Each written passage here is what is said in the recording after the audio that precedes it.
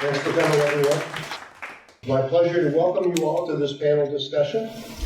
The event is being hosted to inaugurate a new book by the Center for International and Regional Studies at Georgetown University in Qatar, titled Football in the Middle East, State, Society, and the Beautiful Game, as of course you can see, which provides groundbreaking analysis on how football has dramatically shaped contemporary social, economic, and political life across the Middle East region. I'd like to congratulate Professor Abdullah for producing such a fine volume and thank the CIRS staff for making this possible. We are delighted to be hosting this event here at the 321 Qatar Olympic Sports Museum and are grateful to Dr. Ahmed Al-Nama, Chief Executive Officer of Qatar Museums, and Mr. Abdullah Al-Mulla, Director of 321 Qatar Olympic and Sports Museum, for the assistance and support they have given us in organizing this event. We would also like to extend our deepest gratitude to Her Excellency Sheikh Al-Mayasa bin Hamad bin Khalifa Al Thani, who kindly offered to have the volume of our book for sale in the museum shop and hopefully be available for purchase here in the near future. For those interested in purchasing a copy, it's now available at the Georgetown University Qatar bookstore.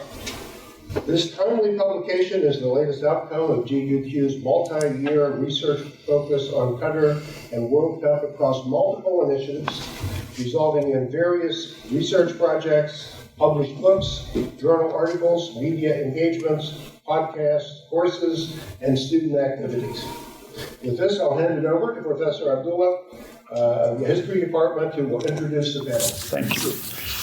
So, in thinking about how to introduce this project to everyone here today, on the one hand, I think it's safe to say that we're all here because Qatar is hosting the upcoming World Cup. But in another sense, I think it's also fair to say that the World Cup is coming here because of all of us.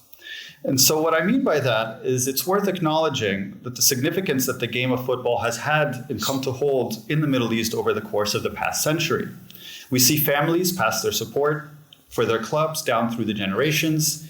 Cities come out in full force to celebrate their local team's most memorable victories, and entire nations mobilize beneath the badge of their country on the world's largest stage. It is that passion, drive, ambition, and love for the game that has been channeled in recent years, such that hosting the game's premier event would be considered such a massive achievement for Qatar and for the Middle East region as a whole. This book came together as part of an initiative by CIRS to provide original academic insight on the political, economic, and social dynamics of football in the region. It offered leading scholars in the field the chance to dig a little deeper and explore the forces that animate the popularity of the sport and its impact on the lives of millions of fans. As the chapters included in this volume show, football has a rich history in the region that goes back to the colonial era, when nationalists invoked their domestic football leagues in the course of their struggles for independence. Its role in political mobilization, whether by authoritarian rulers or popular protest movements, has continued well into the present day. Football has played an increasingly prominent economic role, guiding migrant labor flows, major investments by sovereign wealth funds, an expanding media landscape, and the rise in mass consumer culture. Socially, it has showcased changes in national identity formation, helped highlight gender inequality, and the plight of society's most vulnerable, including refugee communities, and presented opportunities to combat injustices. Indeed, as I think all of the contributions to this book demonstrate, football is more than a game, but rather a powerful and universal cultural force with the ability to capture the imagination and uplift populations across this region. So I'm pleased today to be joined by the authors of 4 of the chapters that appear in this volume, Griffin, Zahra Babar, LaMay, and Danyel Reiche. So I'll start the conversation by asking each of our speakers a question, but I thought this might also give you the opportunity to come up with some questions of your own, and so we'll turn it over to the audience after we get some of these initial responses. So the first question I wanted to ask is for Ross. So in your work in the chapter for this book, you look specifically at the question of the performance of national identity in the Qatar national team. And you come to some really interesting conclusions that I think might defy some of our expectations. And so maybe you could tell us a little bit about what you've observed in the Qatar national team throughout your research. For that, Qatar's national team has been one that has attracted a lot of controversy, particularly over the last 10 years. Is that me? Okay. The more ill-informed journalists would tell you that it's literally or little more than a team of mercenaries, players cherry-picked from across the globe to represent Qatar. And it always galls me a little when I hear this, because it just tells you how misinformed that person is, how dated their information is, because there was some truth to that. Up until 2015, 2016, that was a policy adopted by the QFA. But that was one that was left behind when Juan Fossati, the Uruguayan manager, departed.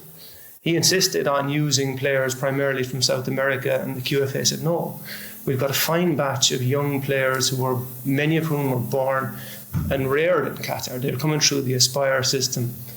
Why can't we use those? And that's why the chap left. And the guys that went on to win the Asian Cup in 2019, they had a long history of playing with each other at an underage level. They were born in this country, they speak Arabic with a Qatari dialect, they went to school here, their entire lives were here. And this was a subject that always kind of piqued my interest, because being Irish, the Irish national team, if you were to line those guys up one by one, many of those have London accents, Liverpool accents, Scottish accents.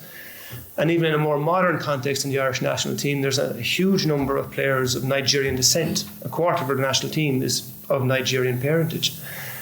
So when you hear these kind of claims being made about a team, you want to dig deeper and find out who or what is representing a country. So that was the basis of this particular chapter. And to do so, I use a model by a Dutch sociologist by the name of Gijsbert Unk.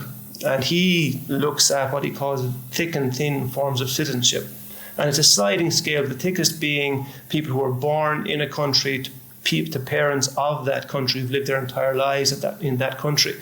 And the thinnest being the mercenary, the person who is literally brought in on a plane to play for a country the following day. And that was a model I used to look at the playing members of the 2019 Asian Cup winning team. And when you break down that team, to start with the thinnest wedge first, only a very, very small number of players, 3, would actually fit into the thinnest edge of Unk's model. Now, this is a staggering comparison, because if you look at, say again, I'm going to go back to Ireland in 1990 and 1994, I think we had 16 or 17 players out of 21 who were not born in Ireland, playing in Italia 90 and playing in USA 94. So working back into that, I started looking at these players and how they demonstrated their sense of place, and breaking the players up into 3 categories: those who were born here to Qatari parentage, people who were born here to non-Qatari parentage, and again, those infamous players that were allegedly shipped in just to represent Qatar. And looking at how they portrayed national identity on digital media, Twitter, for example, you saw that there was very, very little difference between those players that were born here and those players to Qatari parentage and those players who were born here to non-Qatari parentage. The only difference, believe it or not, was those guys who were born, say, of Sudanese descent. They were more vociferous, more frequent, more intense in their exclamations or pledges of loyalty to the emir, to the country on social media. They did a lot more than the players that would be, I suppose if you want to use that phrase, Qatari. These guys in the middle group, who I term Jus Soli, these players went out of their way to demonstrate a loyalty to a state that the players native to Qatar didn't really do so. They'd adopt national dress. They would take hadiths from the Quran. They would make a whole host of, I suppose, very, very obvious exclamations of nationalism. And these were, I suppose, what Michael Billig would describe as banal nationalism. And they were deliberately choosing to reflect a certain identity. And that identity was one of Qatari nationalism.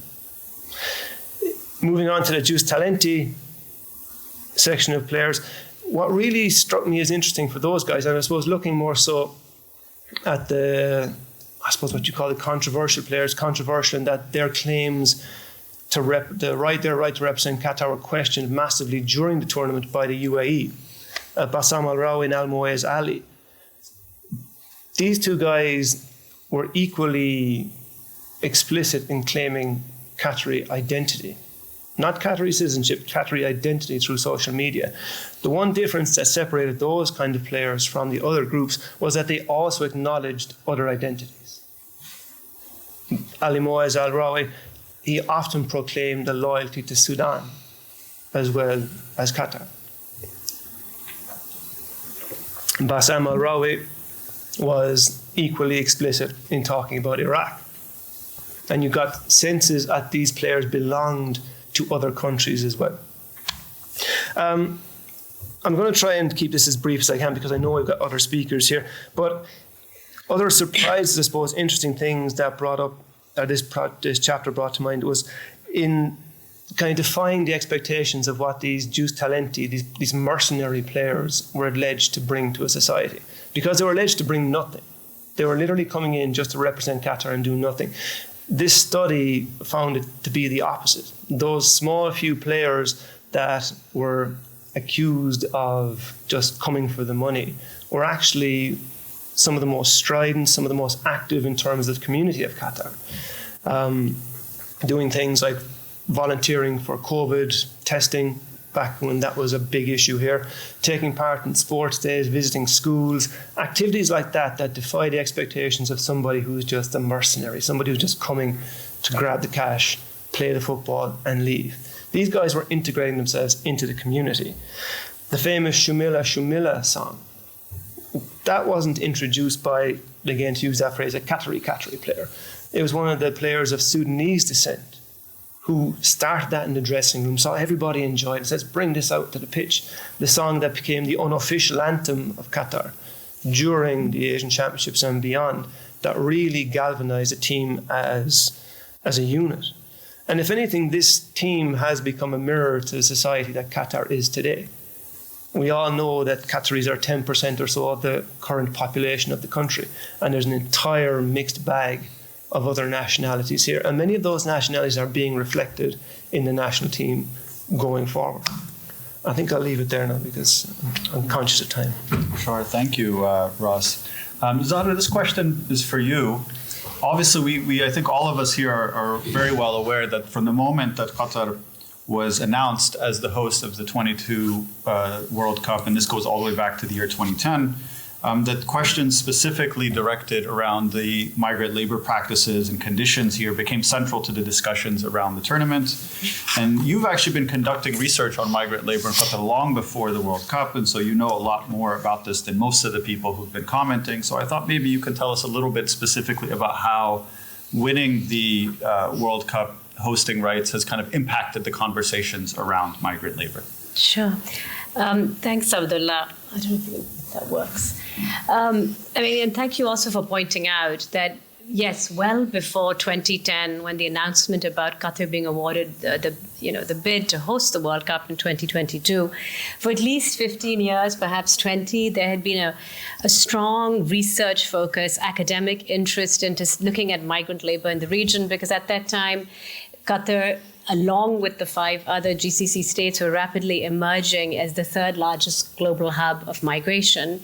So there was an existing body of work out there studying the conditions for migrant workers, forms of labor migration governance, and certainly some of the message from that academic literature was that conditions here were quite problematic, particularly in terms of affording adequate protections, labor protections, as well as human rights protections for these large groups of migrants. In addition to the sort of academic work that existed, which the campaign kind of built on, obviously there'd been a lot of active engagement from international organizations, human rights, migrant rights-based organizations, focusing a lot of attention on the GCC states, along with Qatar, suggesting that a lot needed to be done in order to enhance protections of labor rights for migrants.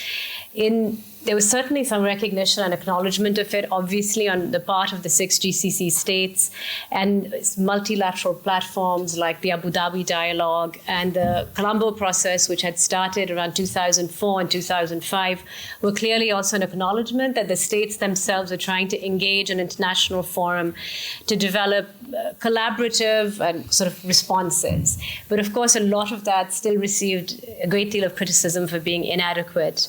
So the campaign, in addition to the multilateral forum, before 2010, each of the GCC states had also started forms of labor migration governance reform, far away from dismantling the kafala or taking reform to the extent that they were being, strongly asked to do.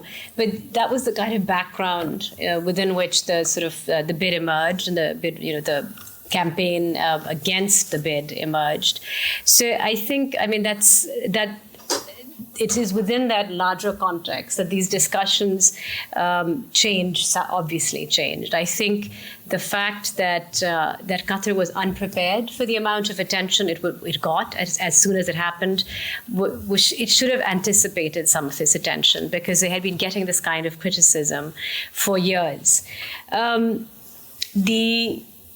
I think one of the things that the actual early amount, the sort of media attention as well as the international campaign, what it succeeded in doing really quickly was in taking this body of criticism and attention and academic research and sort of taking it way beyond the usual fold of constituencies involved in human rights or scholars interested in migration, and bringing it to the global audiences, to like football fans all over. So that very early on, after the announcement of the bid, pretty much all of football fandom was aware of this issue around poor conditions, living and working conditions for migrants in Qatar. And I think and what I reflect on is the success of this was in the way that early messaging and those media reports were able to sort of create a very direct causal link between the precarity for migrant workers and the actual hosting of the Cup. And normally in human rights campaigns, it's actually really difficult to do this, because there are usually multiple reasons and potential causes for what produces vulnerability for certain categories of people. And it's not always easy to sort of identify this is a situation which will produce an absence of rights or further deteriorate conditions. But what the media reports were able to do is to focus very specifically on the construction sector, which not just in Qatar and the Gulf, but globally is a particular sector that produces vulnerability for workers, and many jobs around the world at the lowest tiers of the construction sector are performed by migrants, one shape or the other. So with the announcement of the bid, it was immediately assumed that Qatar, as a small state, would have to engage in an enormous amount of infrastructural development. Qatar's construction sector, particularly at that lower tier where the physical labor takes place, is almost obviously entirely composed of migrant workers. So I think that's how the story created that really direct link between this, that we know construction workers are already really precarious. We know the construction industry across the GCC is where we have the highest number of issues around abuse and exploitation of migrant populations. So the construction around these games is going to immediately lead to greater precarity for the huge number of new workers who are going to come in and others. So that was also something which was much harder to mount a campaign against, because the fact is, it is true. I mean, at the Qatari Authority, everybody knows the construction sector here is a challenge to enforce rights in. It is completely comprised of foreign migrant workers. So I think that was the change in the discussion. Much of the research had obviously not focused on football, had produced work on construction, but not in such a focused way. The campaign, if we look at the labor migration governance system in Qatar today, it looks distinctly different than it did in 2010. And so obviously some of this is definitely a response to the sort of sustained interest that Qatar has gotten from global audiences and all different stakeholders at multiple levels. But in my chapter, one of the things I suggest and argue for is that it is the causality for reform and the success of reform, even though we're in the midst of this process in Qatar, is not so easily assigned directly and solely to the efforts of international media and international human rights and migrant rights campaigners. They were part of it, they're part of the story, but there's a broader story. And you'll have to read my chapter to find out. Thank you. Thank you so much, Zahra, for that thoughtful response. Craig, if I could shift things over to you.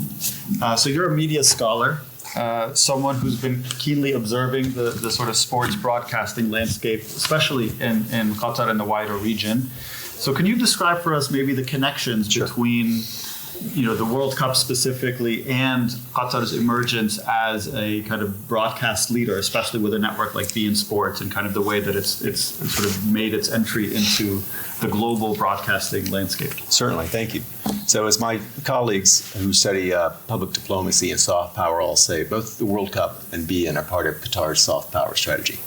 And sports mega events are seen as particularly useful in that strategy because they are by far and away the most viewed media events in the world. So the World Cup this summer is estimated to get, fall rather, is estimated to get 5 billion viewers or more. beIN itself, Youssef Obadli, the CEO, has estimated 6 billion. But I was thinking about this question the other night, remembering that 4 years ago, we did another CIRS book event for a volume on sports and politics in the Middle East. And at the book session we did, an elderly Qatari gentleman asked the question, quote, is the 200 billion worth it? And he was referring, of course, to the cost of hosting the tournament. For comparison, the Russians spent 14 billion in 2018 and Brazil 11 billion in 2014. So there are lots of ways to go about answering that question, but any one of them would have to include a discussion of beIN. So as you know, beIN endured 3.5 years of state-sponsored industrial piracy from KSA. Be Out Q, which launched on Arabsat about 3 months after the blockade began, and then eventually was distributed on Internet Protocol television around the world, actually. If you went out to beIN studios, and they had a monitoring station where at one point Be Out Q was lifting more than 1,300 channels from around the world, including any sports channel you can name, including the Big Ten channel, which is Northwestern.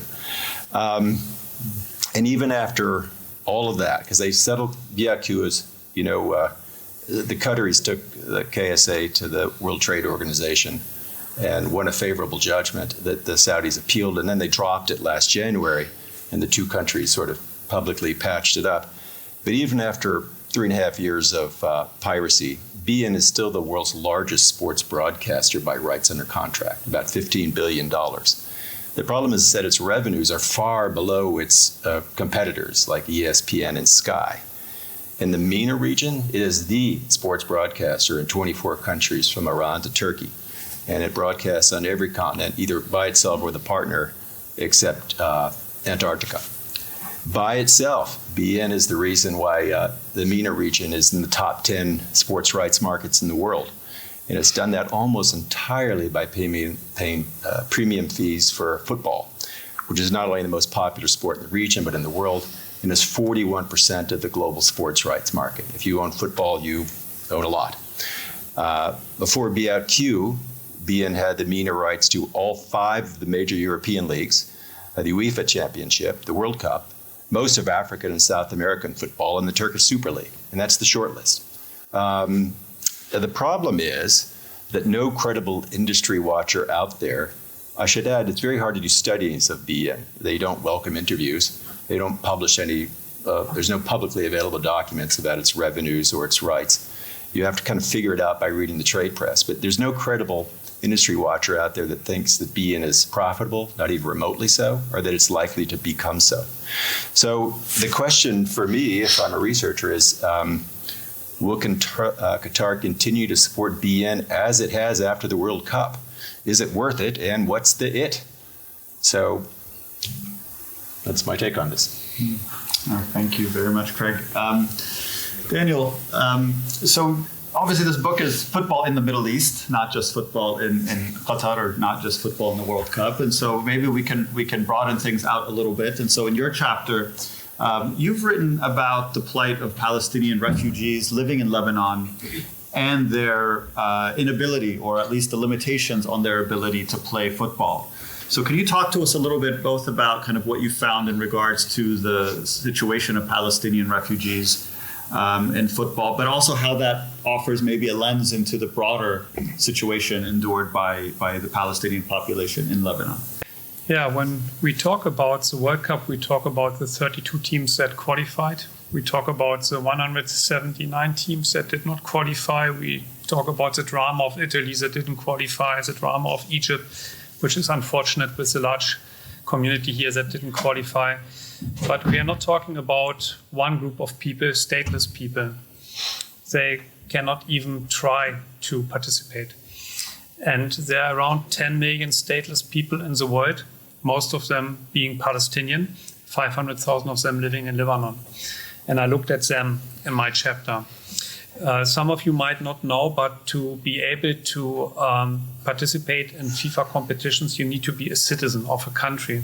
Also, the International Olympic Committee Charter states that one needs to be a citizen of a country. So these people cannot participate in any such competition and cannot celebrate with us as a participant the World Cup. I lived in Lebanon 12 years and have been a professor there at the American University of Beirut before joining Georgetown in summer 2020. And so I had Palestinian students, for example, and when they were sitting in front of me, I knew it's sad because according to Lebanese law, they are not permitted to practice 39 professions, including becoming a doctor, a lawyer, or an engineer. They are not allowed to buy property. They are not allowed to join a labor union. They are not allowed to get social services like the public health insurance or go to public schools. So they are treated as second-class citizens, although they live there already, some of them in fourth generation. And unfortunately, these discriminations are reflected in the domestic football sector. Football was an inclusive space in Lebanon until the mid-1980s, when Lebanon decided on a cap for foreigners in domestic football of 3, and Palestinians were counted as foreigner. Starting the 1998-1999 season, there was a small improvement by saying that on top of the 3 foreigners, there could be 1 Palestinian in each team, which would not be counted as a foreigner. What happened from the mid-80s to the late 1990s, often the spots for foreigners were at the beginning taken by Palestinians, but later with globalization and the recovery of Lebanon after the civil war, there was more money and clubs started to bring in African players, Brazilian players, etc. So Palestinians were really limited to this 1 spot. And then there was another rule from 1998, 1999 that so there would be the 1 spot for a Palestinian in the squad, but he could not be goalkeeper. The goalkeeper had to be Lebanese because there were so many good Palestinian goalkeepers. And ironically, I looked it up when I wrote the paper. I think most Lebanese goalkeepers since the late 1990s did grow up in the diaspora. So we're not like Lebanese growing up in Lebanon.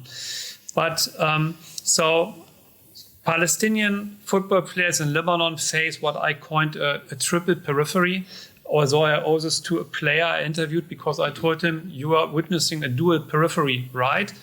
You cannot represent Lebanon because you're not a Lebanese citizen. You cannot represent Palestine because you're not a Palestinian citizen. And said, no, it's a triple periphery because with my refugee travel card, also my mobility is limited to play abroad and to look for better opportunities in other football leagues.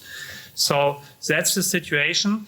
And I mean, the International Olympic Charter states, I want to quote it because it's really important, the practice of sport is a human right. Every individual must have the possibility of practicing sport without discrimination of any kind. And stateless people, and particularly most of them being Palestinian, are denied this human right. What could be a solution? there are very few sports that also permit national representation without citizenship based on residence. Rugby league, rugby union, cricket, squash are those sports. I wrote a separate contribution on that.